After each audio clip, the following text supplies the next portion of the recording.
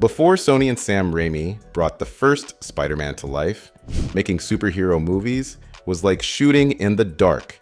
There had been past, isolated successes like Christopher Reeve's Superman and Tim Burton's Batman, as well as the more recent but optimistic X-Men. However, overall, and especially for Marvel, making superhero films was synonymous with loss and extremely high risk, which explains the publisher's lack of interest, as well as that of major studios, in investing in such ideas for entire decades, even after the diaspora of characters and adaptation rights from the publisher. Then came the first volume directed by Sam Raimi, which would give rise to a trilogy and, without exaggeration, dictate the direction of the superhero genre from that point on. Bringing his own vision of the webhead, Sam Raimi was able to create a unique work, which might not have worked in the hands of any other filmmaker.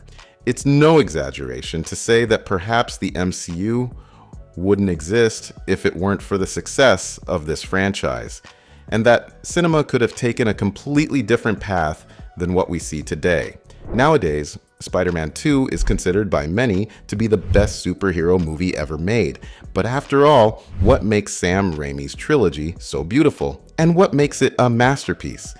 It would be dishonest to claim that the trilogy succeeded due to technical aspects or memorable performances, because quite the opposite is evident. The Spider-Man costume is a pleasant surprise, but the CGI is no more than acceptable for the time. Furthermore, the performances were a constant target of criticism during all the years the franchise was in production, particularly Kirsten Dunst and Tobey Maguire in the first installment, and James Franco throughout the entire trilogy. This last one being accused of not being interested in doing his job, which would explain his over-the-top acting in the second and third volumes. Moreover, there are issues. The introduction of Venom in the third film is a major example, but these are just details that don't compromise the work when analyzed as a whole. So what made the franchise a success? Its humanity. Despite carrying the title Spider-Man in all 3 volumes, from the very first chapter, it becomes evident that this is not a movie about the superhero, but about Peter Parker. The first 15 minutes already reveal the character almost completely.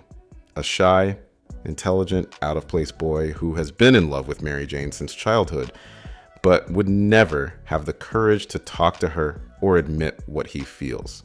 It might seem irrelevant today with so many productions empowering characters like him, but up to that moment, the rule in cinema was to present strong and gallant protagonists, not weak nerds like Peter. Shifting the focus to someone socially outcast like him, even if only for one act, was a bold but ultimately accurate move by director Sam Raimi, who, by capturing the essence of the character so precisely, made him relatable to a large part of the work's target audience, who, upon watching Peter Parker, found in him a reason to believe they could become just as strong. This explains the character's surge in popularity in the 2000s and his continued relevance to this day. And Peter's humanity manifests far beyond his weaknesses throughout his entire journey. Upon gaining his powers, the protagonist never turns to crime because he had a good heart, but he also doesn't consider heroism. His first impulse after realizing his strength and abilities is to impress Mary Jane. It may seem silly, and in some ways it is, but if it weren't for the appearance of the Green Goblin, Peter might never have truly become a hero. After all, he was just a boy with desires and intentions typical of his age. But reality turns out to be cruel, claiming the life of Ben Parker and causing the eventual descent of Norman Osborn into the Green Goblin. In both cases, Peter plays an active role in their deaths and chooses to hide this to protect those he loves. By concealing what really happened to Ben from his aunt, and Norman's suicide from Harry, the protagonist carries the guilt and burden alone to protect those he loved, even knowing it would destroy his relationships, or, in the end, himself. And the dilemmas become even more complex when they come to involve Mary Jane Watson. After the character is kidnapped by the Goblin, Peter realizes she would always be in danger if she were with him, and because of that, he ends any relationship that might be developing, even though it had been the dream of a lifetime. Although it is essentially an altruistic act because he truly cared about the girl's safety, it's impossible to ignore the emotional impact of this in the next volume.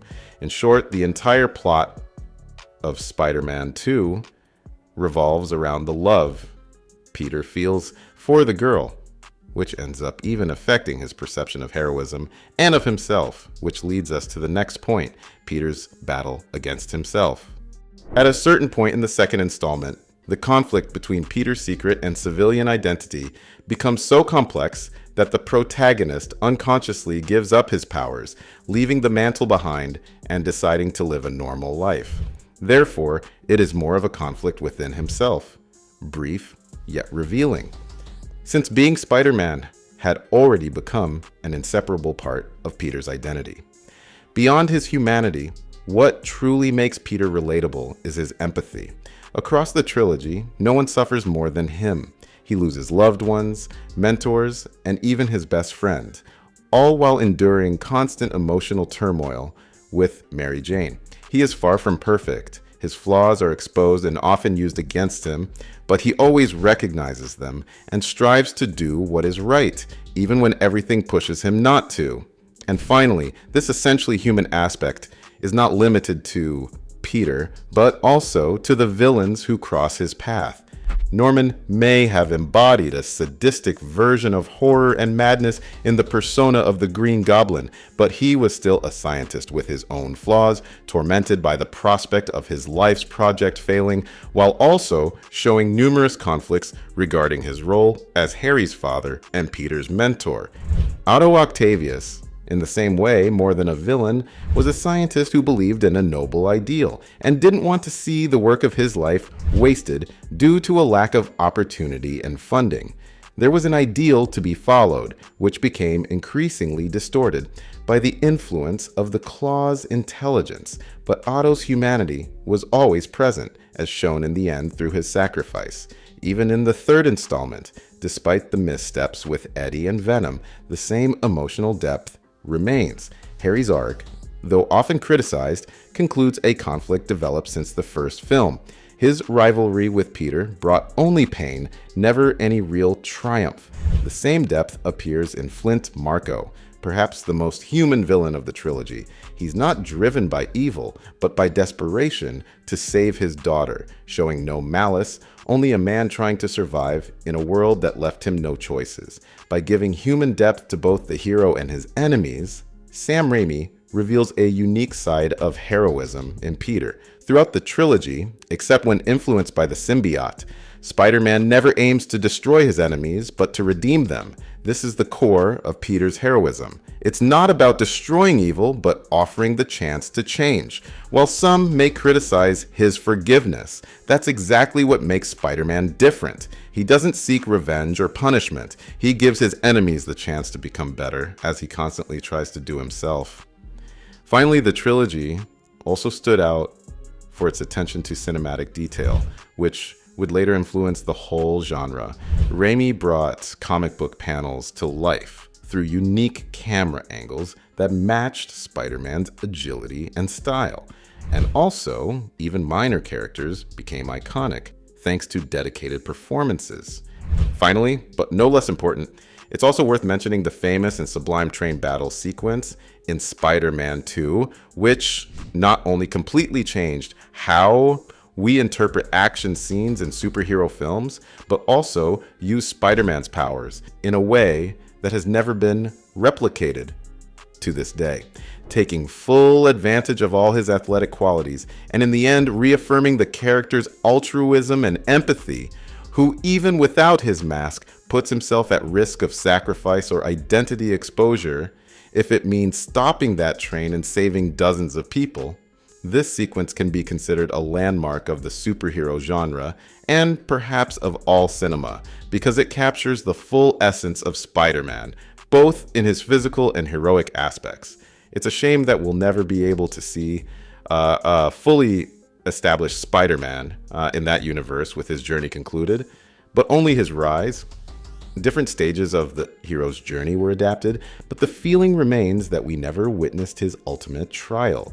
Tobey Maguire's appearance in No Way Home may have provided valuable moments, but there will always be a bitter curiosity in knowing what a possible Spider-Man 4 and other sequels would have been like, which would finally show a fully developed Peter Parker, far from his existential, career-starting dramas. We would all have matured alongside the character in his journey, and what remains for us now is to stay with nostalgia and uncertainty. Therefore, it is simple and easy to conclude and understand that the trilogy is what it is because it bet on its most human aspect. Marvel films and the franchise led by Andrew Garfield have numerous technical and combat qualities, but they fail to capture the essence of Peter Parker. Unlike anything done so far, Sam Raimi's Trilogy is beautiful because it captures what is most vulnerable in a superhero, but doesn't allow those vulnerabilities to defeat him. It is a masterpiece because it is the inspiration for every superhero movie that came after, and above that, because it is the journey of an ordinary boy with all the possible problems, and his path to becoming the greatest urban hero of all. Your friendly neighborhood Spider-Man.